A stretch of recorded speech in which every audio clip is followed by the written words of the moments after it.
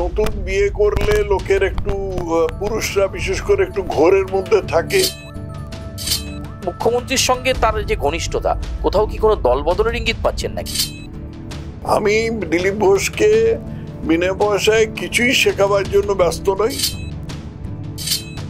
কোনোদিন দিলীপ দা আপনাকে বলেননি যে তথাও এই বিষয়টা সিদ্ধান্ত নিতে পারছেন না, একটু পাশে আসুন বা একটু বলুন তো এই সময় কি করা দরকার? না, বলেননি। উনি তৃণমূলে চলেই গেছেন, খালি আনুষ্ঠানিক ঘোষণাটা বাকি আছে। দীঘায় জগন্নাথ দর্শনে গিয়ে বিতর্কের কেন্দ্রবিন্দুতে বিজেপির প্রাক্তন রাজ্য সভাপতি সস্ত্রীক চলেও গেলেন। মুখ্যমন্ত্রী মমতা বন্দ্যোপাধ্যায়ের পাশে বসে ছবি হলো, নানা বিতর্ক হলো এবং পাল্টা মন্তব্য করলেন তিনি। কিন্তু দল কিভাবে দেখছে? ইতিমধ্যেই দলের বিভিন্ন অংশের মধ্যে নানা রকম আলোচনা শুরু হয়েছে দিলীপ ঘোষকে নিয়ে। আর আমরা যার সাথে কথা বলবো, বর্ষিয়ান বিজেপি নেতা, সবসময় বিজেপিকে অভিভাবকের মতো সামলেছেন, তথাগত রায়। তথাগত দা, আপনাকে স্বাগত জানাই আর+ নিউজে। প্রথমেই জানতে চাইবো, একদম চাঁচাছোলা ভাষায় জানতে চাইবো যে দিলীপ ঘোষ সস্ত্রীক জগন্নাথ মন্দিরে গেলেন, জগন্নাথ দর্শন করলেন, ঠিক আছে, যে কোনো মন্দিরে তিনি যেতে পারেন, কিন্তু মুখ্যমন্ত্রী উদ্বোধনের দিনেই তার পাশে বসলেন, ছবি দিলেন। দল কি এটা ঠিকভাবে দেখছে? দলকে জানিয়ে গেছিলেন? এগুলো প্রাচীন ঘটনা, 2-3 দিন হয়ে গেছে এবং এগুলো নিয়ে আমি অনেক সবিস্তারে অন্য বিভিন্ন জায়গায় বা সোশ্যাল মিডিয়াতে আমি বলেছি। এটা নিয়ে আর নতুন করে কিছু বলবার নেই। দিলীপ ঘোষ যা করেছেন আন্দাজ করছি বুঝে শুনে করেছেন। যদিও একজন মনস্তত্ত্ববিদ আমাকে বলেছেন যে নতুন বিয়ে করলে লোকের একটু পুরুষরা বিশেষ করে একটু ঘোরের মধ্যে থাকে এবং ঘোরটা কাটতে সময় লাগে, অসময়ে বিয়ে হলে তো বটে। যাই হোক, সেটা ওর ব্যক্তিগত ব্যাপার, উনি ঘোরে আছেন কিনা উনি মনস্তত্ত্ববিদ দেখাতে পারেন। আমার ওর আচরণ সম্বন্ধে কিছু বলবার নেই। আর দল এটা নিয়ে কি বলছে সেটা দলকে জিজ্ঞেস করতে হবে, কারণ আমি তো দলের মধ্যে কোনো সক্রিয় ভূমিকায় নেই, অতএব এটার উত্তর আমি দিতে পারবো না। আপনি যখন বিজেপির রাজ্য সভাপতি হিসেবে দিলীপ ঘোষ ছিল, আপনি বারবার তার নেতৃত্ব নিয়ে প্রশ্ন তুলেছেন, বলেছেন এবং বারবার বলেছেন যে এটা ঠিক হচ্ছে না, ঠিক লোকের হাতে জায়গাটা নেই, দলটাকে সুসংগত করতে গেলে নেতৃত্বকে আরেকটু ভাবতে হবে। সেই দিলীপ ঘোষকে নিয়ে আপনার কোনো মন্তব্য নেই? দিলীপ ঘোষ যে কাজটা করেছেন সেটা দলের যে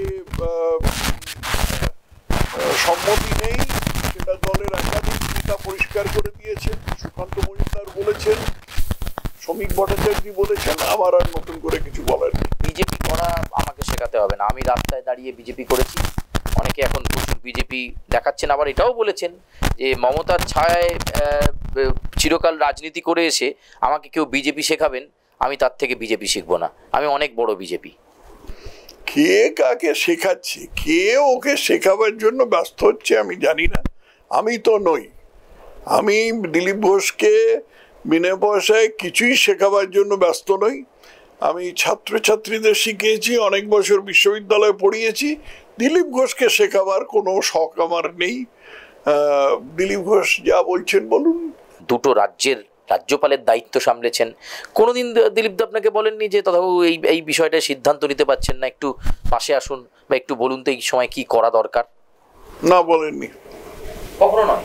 না। আর একটা প্রশ্ন আপনার কাছে, যে সুকান্ত মজুমদার প্রথমেই বলেছেন যে দল এটাকে এন্ডোর্স করেন না, দিলীপ দা ব্যক্তিগতভাবে এই বিষয়টায় গিয়েছেন, কিন্তু দলেরই আরেকজন নেতা সৌমিত্র খাঁকে বারবার আক্রমণ করলেন দিলীপ ঘোষ, তার চরিত্র নিয়ে কথা বললেন এবং বললেন যে আমাকেও সব শেখাতে হবে না একদমই, আর আমি মাঠে থেকেই লড়াই করব। কিন্তু এই যে মুখ্যমন্ত্রীর সঙ্গে তার যে ঘনিষ্ঠতা, কোথাও কি কোনো দল বদলের ইঙ্গিত পাচ্ছেন নাকি? আমি এর আগে বলেছি যে আমার ধারণা উনি তৃণমূলে চলেই গেছেন, খালি আনুষ্ঠানিক ঘোষণাটা বাকি আছে। সেই বক্তব্যটা আমার এখনো অটুট আছে।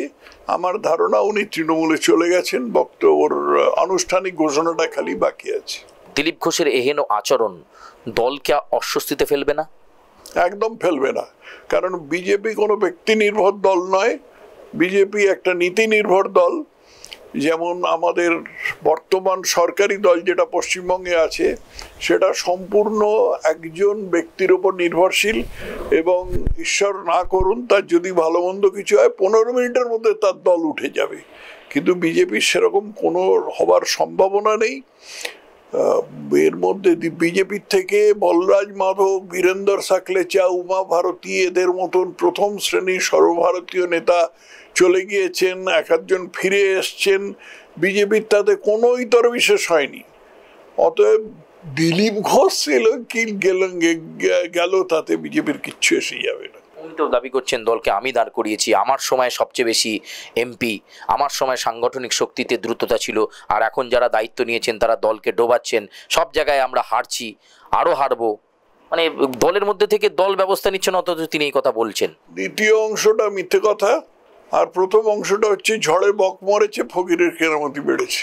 26-এর নির্বাচনের দিকে তাকিয়ে আপনি কি মনে করেন? কারণ একটু আগেই বললেন যে বিজেপি কোনো ব্যক্তি রাজনীতিতে বিশ্বাস করে না, দলগত পারফরমেন্সে চলে। এবারের এই নির্বাচনে বিজেপি কতটা বেগ দিতে পারবে শাসক দল তৃণমূল কংগ্রেসকে 26-এর এই লড়াইয়ে? পাকিস্তান গেল, একেবারে হিন্দুত্ব নিয়ে ঝাঁপিয়ে পড়ার একটা সংকল্প নিয়ে নেমেছেন, একদিকে রামনবমীর মিছিল হলো, এত কিছু হলো, কি মনে হচ্ছে 26-এ? প্রচুর বেগ দিতে পারবে 26-এ। তুমি এই সমস্ত কি বলছো? সেই এর থেকে শিক্ষাক্ষেত্রে চাকরি চুরির থেকে আরম্ভ হয়েছে, চাকরি চুরি, কয়লা চুরি, গরু চুরি, কত কি হয়েছে। তারপরে আরজিকরের হত্যাকাণ্ডের ঘটনা ঘটেছে আর কি।